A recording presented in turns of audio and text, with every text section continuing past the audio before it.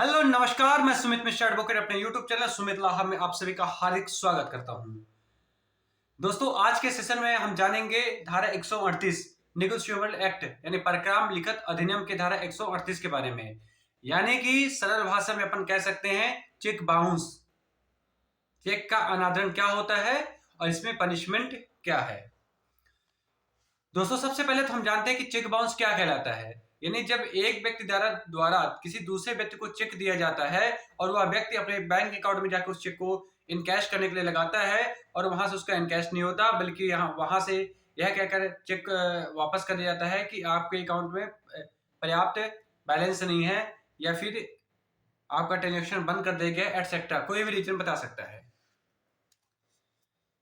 तो जब ऐसी स्थिति आती है, चेक कैश नहीं होता है, तब क्या कहते हैं, चेक क्या बाउंस हो गया। आमतौर भाषा में चेक बाउंस हो गया यानी चेक का अनादरण हो गया।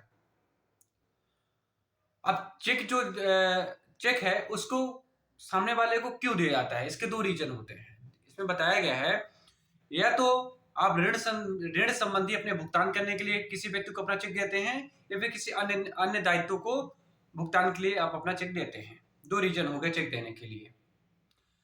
अब जब उन्हीं उन्हीं रीजन को यानी उन्हीं का भुगतान करने के लिए आपके द्वारा दिया गया चेक वह व्यक्ति जिसको आप देते हैं चेक में लगाता है और वहां से आपका चेक बाउंस हो जाता है, that is called cheque bounce. और जब चेक बाउंस हो जाता है तब यह क्या क्रिमिनल ऑफेंस माना जाता है और यह एक अपराध की श्रेणी में गिना जाता है। और ऐसा अपराध जिसमें धारा 138 में पनिशमेंट बताया गया है, इसमें बताया गया है कि अगर किसी भी व्यक्ति का चेक बाउंस होता है तो इस धारा के तहत उसको 2 साल तक की सजा हो सकेगी और चेक में वर्णित राशि की दोगुना राशि तक का इसमें जुर्माने का प्रावधान किया गया है। लेकिन इसमें 3 रीजन बताए गए हैं कि चेक बाउंस का अपना ऑफेंस जो है कब बनेगा। पहला है कि जब आपको चेक दिया जाता है, वो चेक की जो वैलिडेशन होती है वो 3 मंथ्स होती है, यानी 3 माह होती है। और उसी 3 महीने के अंदर आपको अपना चेक अपने बैंक अकाउंट में लगाना होगा इन कैश करने के लिए। अगर आप इसके बाद लगाते हैं तो उस चेक का कोई मतलब नहीं रहेगा, मतलब वो आपका चेक जो है खराब हो चुका है, उसका कोई वैल्यू नहीं है। अब आपने अपना चेक लगाया इन कैश करने के लिए बैंक अकाउंट में और आपका चेक क्या है, बाउंस हो गया। आपके पास स्लिप बैंक स्टेटस आ गया, वहां के स्लिप में कि उसमें आपका रीजन बता दिया गया कि आप अपर्याप्त राशि से आपका चेक बैलेंस हुआ है या ट्रांजेक्शन बंद करने से आपका चेक बाउंस हुआ है इत्यादि, कोई भी कारण लिख के आ गया।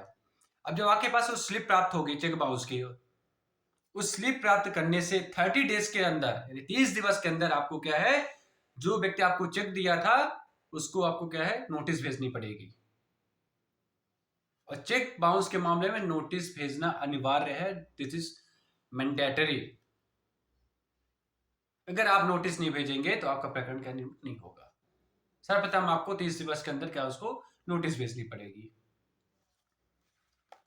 अब आपने 30 दिवस के अंदर नोटिस भेजा, लेकिन नोटिस की जो अवधि होती है यानी सामने वाले का उत्तर आने के लिए, नोटिस का जवाब आने के लिए उसमें 15 डेज का समय रहता है। आपने जब नोटिस भेजा उसके 15 डेज के अंदर उसका रिप्लाई है, अगर आता है तो ठीक है, नहीं आता तो ठीक है।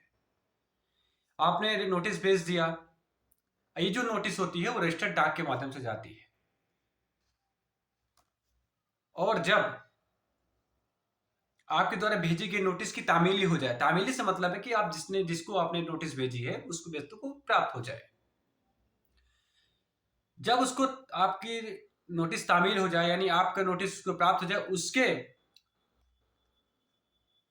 30 दिवस के अंदर आपको क्या है, कंप्लेंट न्यायालय में फाइल करना पड़ता है। अगर उस 15 डेज के अंदर आपको रिप्लाई देता है तो भी आपको फाइल कर सकते हैं।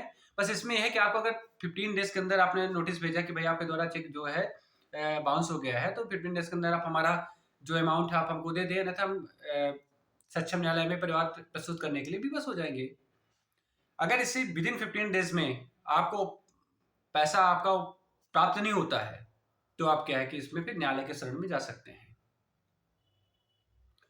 लेकिन इसमें जो वैलिडिटी है वो 30 डेज के अंदर आपको जाना ही जाना पड़ेगा। अगर आप नहीं गए तो आपका क्या है, जो परिवाद है, कंप्लेंट फाइल नहीं हो पाएगी। तो चेक के मामले में सबसे ज्यादा जो होता है वो वैलिडेशन का। इसमें 3 चीजें इंपॉर्टेंट है। पहला है, चेक को आपको 3 मंथ्स के अंदर कैश कराना होगा।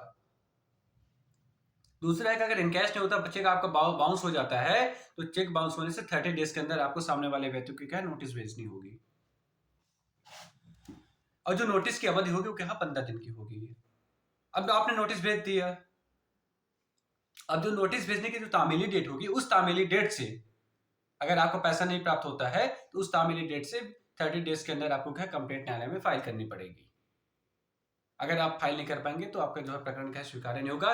लेकिन इसमें एक कंडीशन ये है, 142 के तहत क्या है कि आप कंप्लेंट फाइल करते हैं, इसमें कंडीशन ये बताया गया कि अगर आप कोर्ट को अपने रीजन से संतुष्ट कर देते हैं कि भाई किस कारण से आप 30 डेज के अंदर अपना कंप्लेंट फाइल नहीं कर सकते हैं, अगर कोर्ट को सही लगता है, वो संतुष्ट हो जाता है, तो आफ्टर 30 डेज भी आपका क्या है कोर्ट स्वीकार कर लेगा परिवार, अन्यथा नहीं करेगा। तो आज हमने जाना चेक बाउंस के मामले में। नेक्स्ट सेशन में हम कुछ नई चीजें लेके आएंगे, बात करेंगे। तब तक लिए नमस्कार, जय हिंद।